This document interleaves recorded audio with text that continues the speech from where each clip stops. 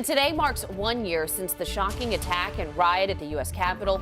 It came right after a rally for President Trump on the day Congress was poised to certify the results of the election and pave the way for President Biden's inauguration 2 weeks later. Today, President Joe Biden and members of Congress are solemnly marking the first anniversary of the US Capitol insurrection with a series of events in Washington. Officials say you might not see a significantly enhanced security presence, but they say a lot of work is happening behind the scenes to keep everyone safe. President Biden is expected to once again place blame for the attack on former President Trump. President Trump, meanwhile, has canceled his news conference that was set for this evening. He was planning to speak from his home in Palm Beach, but advisors urged him to cancel. At least 7 people from the First Coast are accused of participating in the insurrection. Local political scientists are being asked the question, where does all of this leave our democracy at this point? Our Renata DiGregorio joins us live from the Duval County Supervisor of Elections office with more.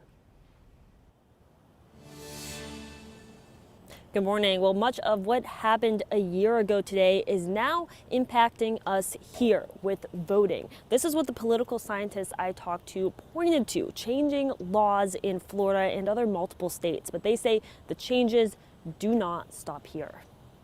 To counting electoral votes of the state of Arizona. Democracy in the U.S. is definitely backsliding. We are no longer the poster child of democratic inclusion. He was going to sell us out all along. Democracy in crisis. The headline 1 year ago today that you can still find today. New polls finding Americans believe it to be true. Roughly the same amount of people think that there was fraud, think that the election was stolen. Political science professors Michael Binder and Michael Pomante say the massive misinformation campaign that led to the Capitol insurrection and 5 people killed has not dissolved. Fear over election fraud reportedly leading to the introduction of more than 260 bills in state legislatures that would interfere with election administration. You are losing that aspect of democracy, right? Politicians are not supposed to secure their position within government.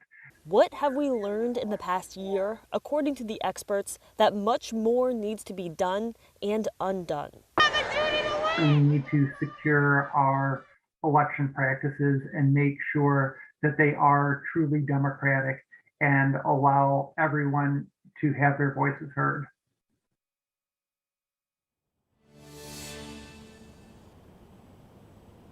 At least 7 people from the First Coast are accused of taking part in the insurrection. We're going to talk about who they are, where their status is in court, coming up in the next half hour. Live in Jacksonville, Renata DiGregorio, First Coast News, on your side.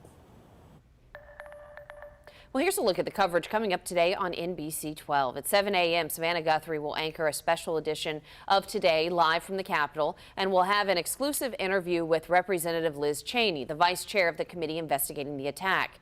Then at 9 a.m., we will have live special coverage of President Biden's remarks from the Capitol. During First Coast News at noon, we'll also bring you live coverage of the House of Prayer and Moment of Silence. At 5:30, we'll bring you special live coverage of prayer vigils on the Capitol steps.